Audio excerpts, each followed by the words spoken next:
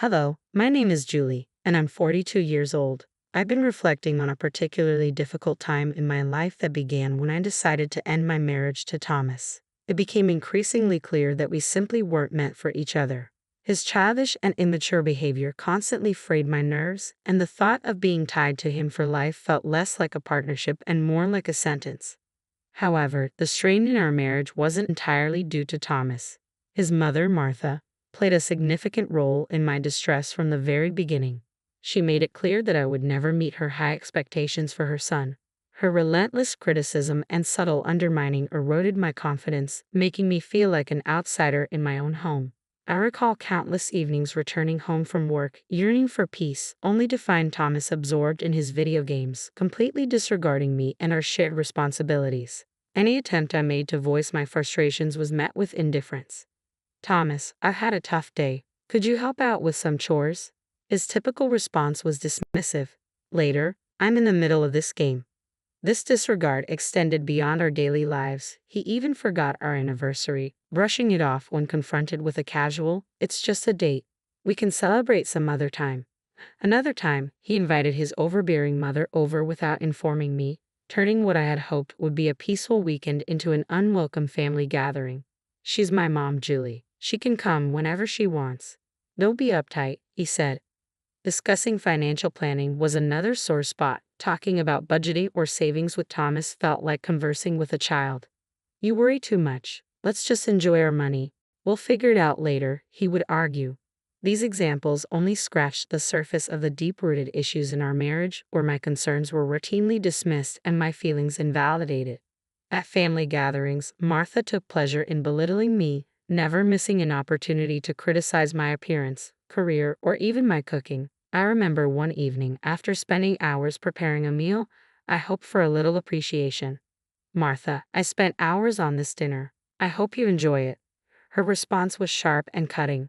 "Well, let's see if it's even edible. I can't trust your cooking." Another instance involved a new dress I was excited about. "Martha, I found this beautiful dress that I think would look great on me." Her reply was equally dismissive. "Oh, sweetie, that dress is far too revealing for someone your age. You don't want to embarrass yourself, do you?" And when I tried to assert my parenting style, she was just as dismissive. "Martha, I would appreciate it if you didn't criticize my parenting decisions." "I know what's best for my children," she retorted. "Clearly, you don't, or you wouldn't be making such foolish choices. Honestly, what is wrong with you?" When I shared my efforts to adopt a healthier lifestyle, hoping for support, she belittled me. "Oh, please, you're wasting your time with all that exercise and dieting. You'll never look as good as me." Her justification was blunt. Whenever I asked her to stop making snide remarks about me to others, she responded with, "I'm just telling the truth, dear. People should know what they're dealing with when it comes to you." Martha's constant belittlement and disparaging comments became a relentless source of stress, undermining any positive aspects of my relationship with Thomas. The breaking point came when I realized I deserved more than this toxic dynamic. It was a difficult decision, but I filed for divorce, seeking liberation from the emotional turmoil that had consumed me. In court, I laid bare the irreconcilable differences and the detrimental impact of our marriage on my well-being. As the proceedings concluded, I began to feel the weight lifting. Martha, my ex-mother-in-law, could hardly conceal her pleasure. She leaped up, a twisted smile of victory spreading across her face, reveling in the dissolution of our marriage. Her delight in my supposed defeat was as blatant as it was unsettling. Finally free from the shackles of a troubled marriage, I stood in the courtroom as Martha proclaimed triumphantly that she had won her son back. "I've won! I finally won!" Her declaration, soaked in delight, hung heavily in the air, igniting a surge of anger and indignation within me. How could she take pleasure in my pain, celebrating the end of my marriage as if it were her victory? I couldn't hold back my fury. With contempt lacing my voice, I confronted her, exposing the miserable and pathetic person she truly was. Instead of faltering, Martha only laughed, a cold, mocking sound that echoed through the courtroom. It was a cruel soundtrack to the closing of a chapter that had brought me nothing but distress. It served as a stark reminder that some people revel in the downfall of others, their joy twisted by bitterness. But her laughter only fueled my resolve to move beyond the toxicity that had walked out of that courtroom. I left behind the ruins of a failed marriage and a toxic relationship, determined to reclaim my life. I vowed to reclaim my life and pursue the happiness that had long eluded me. Martha's mocking joy highlighted the struggles I had endured and the inner strength I had discovered. No longer would I allow the judgments of others or the cruelty of those intent on belittling me to define my worth. I was determined to rise above the bitterness and embrace the freedom that lay ahead. With each step I took, I embarked on a journey of self-discovery and healing, committed to building a life that reflected my true value. The road ahead was uncertain, but I faced it with unwavering resolve. The path to happiness might not be straightforward, yet the struggles and hardships I had faced had forged resilience within me. It was time to leave behind the drama, toxicity, and emotional scars, stepping into a future brimming with hope, self-love, and the promise of brighter tomorrows. Unfortunately, the story doesn't end here. When Martha gloated about her victory, she expected to gain something tangible, something she believed she had finally secured. But fate had other plans. She thought she would inherit a coveted family heirloom, the stunning diamond orchid necklace, a piece with exquisite design passed down through generations and valued at millions due to its rarity and craftsmanship. Whenever Martha saw the necklace, her eyes sparkled with unmistakable greed. Yet, throughout my marriage to Thomas, it remained tantalizingly out of her reach. During our years together, Martha often suggested selling the necklace to fund more practical needs, but each time, I firmly rejected her idea. I explained that the necklace was not only valuable, it held deep sentimental significance as a vital part of my family's legacy. Despite her relentless attempts to sway my decision, I stood resolute in my commitment to keep the necklace within my family.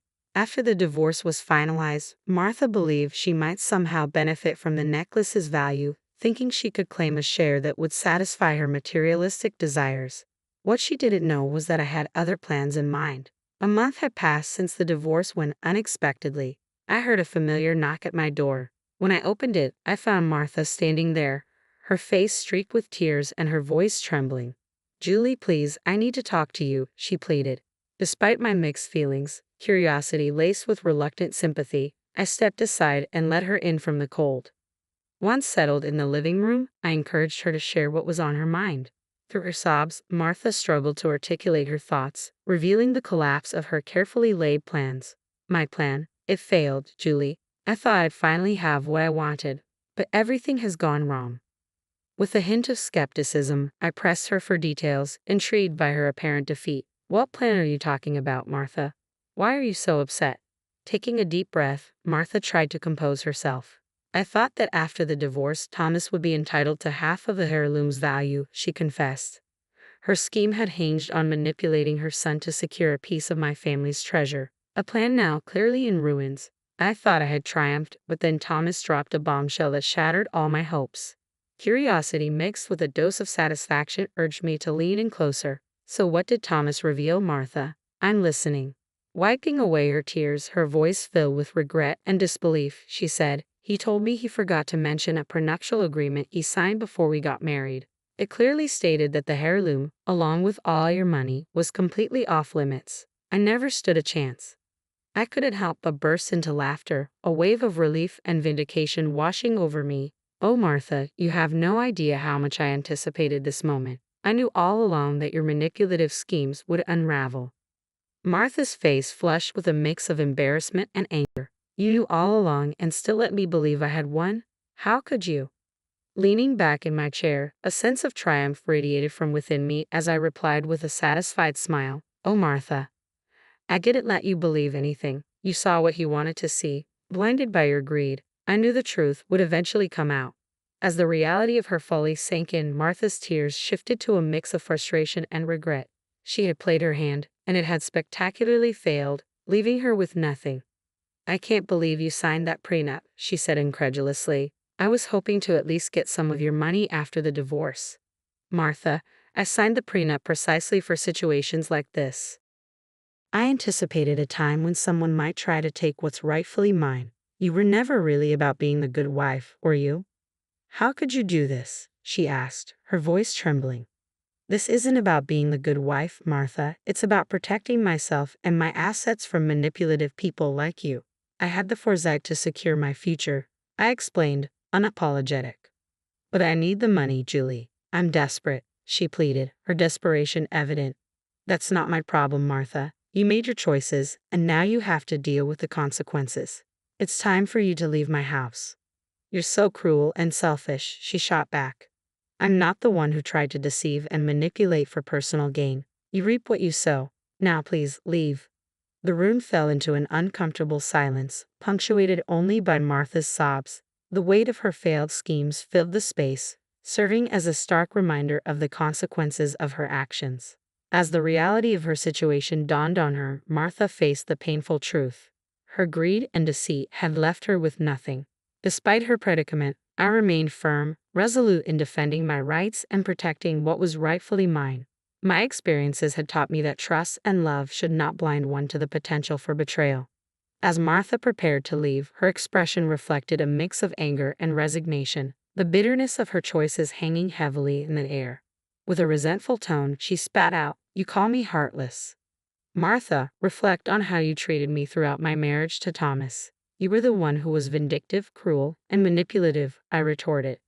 "You're exaggerating. I never treated you badly," she protested defensively. "Oh, really? Shall I remind you how you purposefully excluded me from family events, belittled my achievements, and spread rumors about me? You seem to relish my distress." "I did no such thing. You're just trying to paint me as the villain." Martha's voice grew more desperate.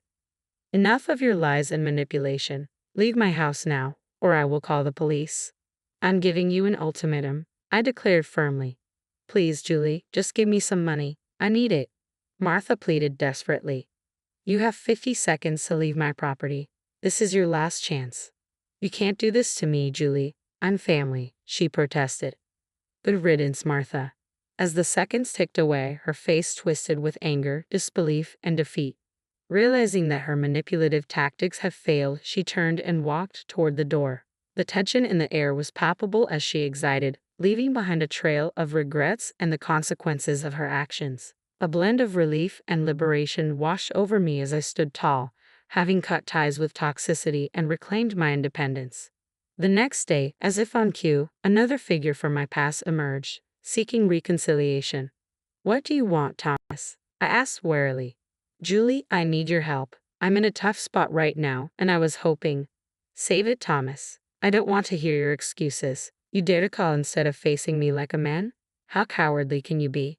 I thought it would be better this way." "Julie, please, just hear me out." "All right, Thomas. I'm listening," I said, bracing myself for what was to come. "Why don't you start by explaining how you constantly belittled my ambitions, mocked my dreams, and made me feel like I was never good enough? Do you even remember any of that?" "I don't know what you're talking about, Julie. Sure, we had our disagreements." "Disagreements?" I interrupted, my voice rising. "I call it emotional abuse. You tried to undermine me at every opportunity, hoping to break my spirit. Well, guess what? I'm done with it. I deserve better." "Julie, please, I'm sorry for everything. I'm in a tough spot right now, and I thought maybe—" "It's funny, Thomas." I cut him off. "You agreed to the prenup, yet here you are, begging and sniveling. Didn't you know what you were signing, or did you just assume you'd change my mind later?" "I didn't fully understand it back then. I just knew that I loved you," he stammered. "Cut the crap, Thomas. You always had an angle, and now you're out of options." "Julie, I don't know what to say." "Yeah, I figured as much. You've always been at a loss for words when it matters. Listen to me, Thomas. This is the last time I'll say this. If you try to contact me again, I will get a restraining order. Do you understand?" "But Julie?" "No, Thomas. It's over. Goodbye." With that, I hung up the phone and deleted his number, feeling the sense of finality wash over me. I was finally free from both him and Martha, and the relief was palpable as I reflected on the journey I had traveled since the end of my tumultuous marriage. A profound sense of contentment washed over me. I found myself in a much better place both mentally and emotionally, as if a heavy weight had been lifted from my shoulders, allowing me to breathe freely again. Life had taken some unexpected turns, but now I was relishing the joys it had to offer, fully embracing my newfound independence. I ventured back into the dating world, meeting new people, and experiencing the exhilarating excitement of romantic connections. Throughout it all, I learned to value my worth and refused to settle for anything less than the love and respect I deserved. Beyond the thrill of new relationships, I found solace and empowerment in sharing my story. The journey I endured during my marriage inspired me to write a memoir recounting the trials and tribulations of my past. It stands as a testament to the strength I discovered within myself. A story of overcoming adversity and finding empowerment in the aftermath of a challenging life chapter. I unearthed a profound strength that serves as a beacon of hope, compelling me to share it with others who have walked similar rugged paths. My writing emphasizes the critical importance of self-love and the courage needed to escape damaging relationships. As I move forward, I can hear the distant rumblings of discontent from my ex-husband and former mother-in-law, their envy unmistakable as they observe my blossoming success and well-being from afar. Their miscalculation of my inner fortitude has left them grappling with the repercussions of their actions. While I've distanced myself from their toxicity, their attempts to tarnish my reputation persist. Martha and Thomas have made a few feeble attempts to discredit me, trying to drag me down to their level of despair. Yet I remain unshaken and undeterred, firm in my resolve to take legal action against their defamatory statements. Their provocations only fuel my determination to see justice served.